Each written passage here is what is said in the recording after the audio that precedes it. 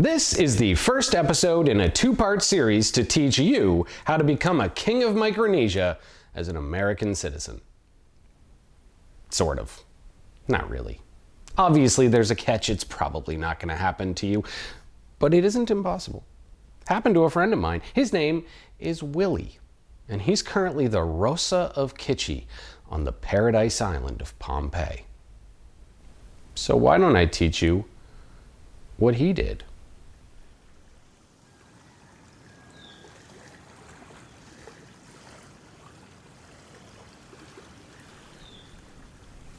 To understand how my friend William Hawley became the Rohsa of Kitchi, I need to go back to a time of old Pompei, to a feudal island ruled by living demigod kings, the Nonp.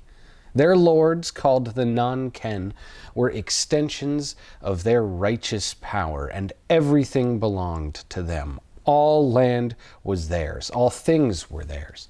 The moment that an item entered Pompei's reef, it belonged to the Nonp, even people.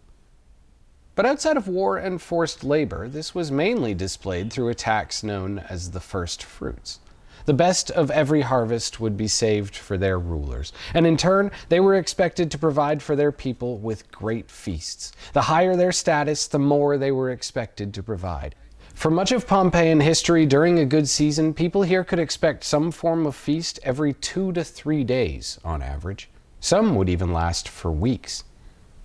And the second job of the Nonp was to control this land, to protect it and decide where people lived, to know which families could get along as neighbors and which couldn't, to have enough power to keep the peace. But at their core, they didn't really own anything. It was just theirs, I suppose, to share. But in the 1800s, this system would face two challenges that would all but destroy it. The dual scourge of Spanish missionization and American whalers, a time that would become known as the Micronesian Apocalypse. Dozens of island societies died almost entirely from disease. Smallpox, influenza, and perhaps worst of all, syphilis. In ancient Pompeii, a woman was traditionally wed around 14. Therefore, prostitution among visiting whaling ships, ships full of disease, would take place among those too young to yet be married. Their fathers and brothers would row them out in ships and leave them for days in exchange for tobacco and guns. Guns that led to an arms race, that led to more trafficking, that led to more syphilis. By the time those girls would reach the age to be wed, the disease would have left them infertile. What culture remained would be systematically destroyed by the Spanish. With incoming missionaries from both America and Europe, it wouldn't be long before the Catholics and Protestants had taken over these islands and brought their international conflict alongside them. By the 1890s, when the Germans took ownership from that collapsing Spanish Empire, the population of this island had dropped from over 40,000 to under 3. In the neighboring state of Kashrai, it left barely a few hundred clinging to life, every single one of them a convert to this new god. But within that apocalypse, some thrived, particularly those with access to Western gods' healthcare, education, and sexual restrictions, the most famous of which would be baptized Henry and give himself the name Nonp, meaning something like Lord. His father was a Nonp, but their system's matrilineal, so with a mother from a lesser clan, the half-British daughter of a visiting sailor, despite his father's status, he had no real future within his tribal aristocracy. So in exchange for his daughter's hand, that British sailor demanded that his grandson be given a gift at birth that no Pompeian had ever been given before: land. Not in the ancient tribal sense, not in the way his father had held it, but through the new Spanish concept of private ownership. It would be legally his and his alone, which was not the Pompeian way. Historically speaking, in Pompeian cultural life, when a Nonp died, it was the right of the Nonp to divide that land. He chose the new Nonp and he willed him the land. He just didn't have the documents to prove that, and Henry Nonp did. In this way, Henry became the first man to represent a new, seemingly inevitable system, a Protestant American religious upbringing meeting the tribal feudalism of old Pompeian society, a bridge between worlds. And there's no question that he felt the weight of that position. Even from his teens, his goal was nothing less than taking over this entire island, to secularize a nation and create an independent state capable of saving what little culture still remained in Pompei. The first stage of Henry's conquest was to set up a store on the small bit of land he'd inherited from his father. He'd rent his harbor to ships hiding from the Spanish and be paid in Western goods. They paid more if they were illegal, and what did he care about the Spanish? He'd already been in their jails. The nearby Nonp would rack up massive debts buying his imports, and then when time came to pay, he'd demand their land.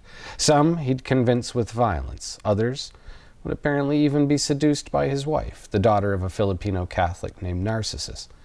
But no matter how he came at them, the end result was always the same. Henry got the land. The second stage of his conquest came from coconut trees. With enough private ownership, he could do something that nobody else could. He could please the Germans.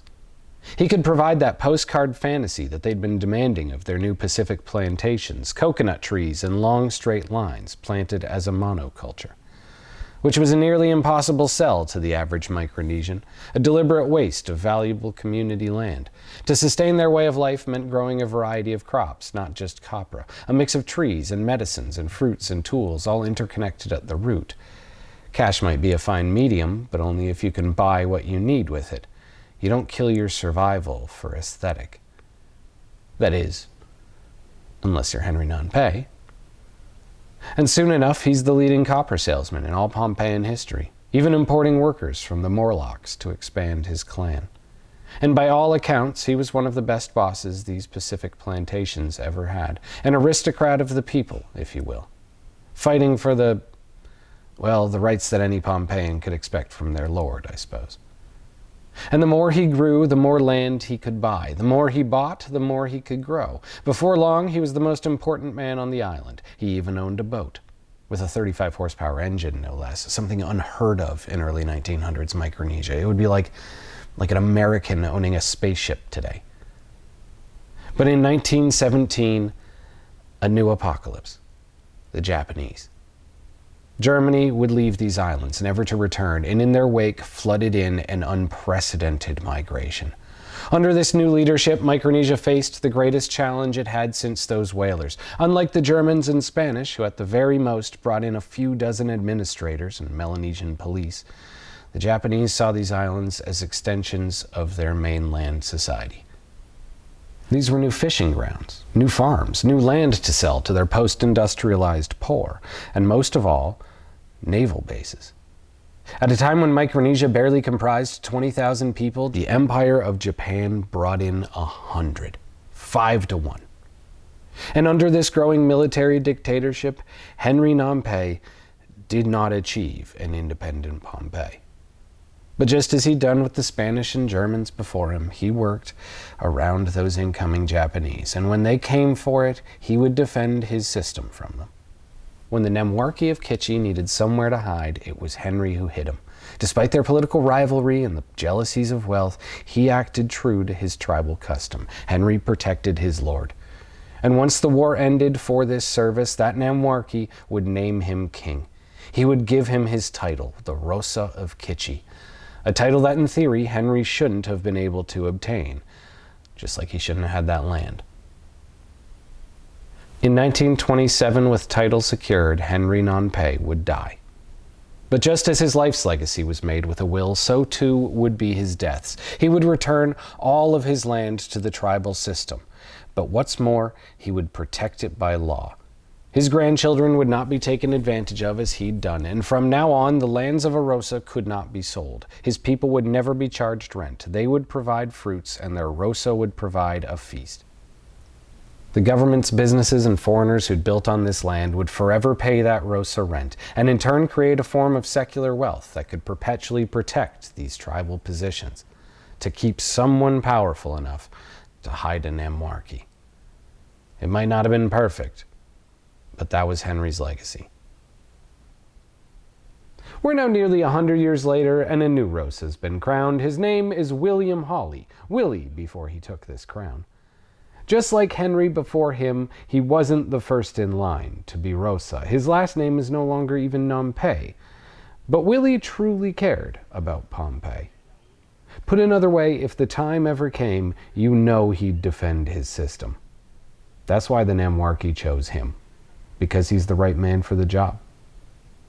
And the reason I think that is because when I went to go visit that new Rohsa at his home in Kitchi, he said the reason he invited me there was so that he could send you a message. Because he believes that you personally could help save Micronesia from the next round of apocalypse. And here's the kicker. If you can help, there's a very good chance that you will be invited to visit one of the most beautiful private islands on Earth. There's no catch to that one. But I'll save that for the next episode. This is Rare Earth.